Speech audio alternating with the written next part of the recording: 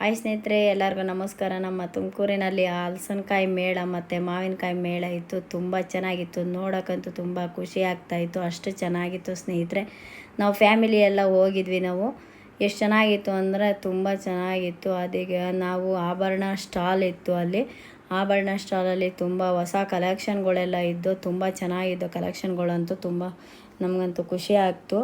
ಆಭರಣಗಳೆಲ್ಲ ನೋಡಿ ಇಲ್ಲಿ ಹೊಸ ಕಲೆಕ್ಷನ್ಗಳಿವೆ ಎಲ್ಲ.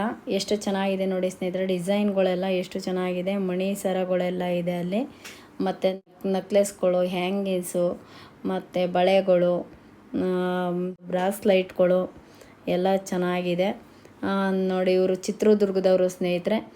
ಅವರು ಚಿತ್ರದುರ್ಗದಲ್ಲೂ ಅಂಗಡಿ ಇದೆ ಅವ್ರದ್ದು.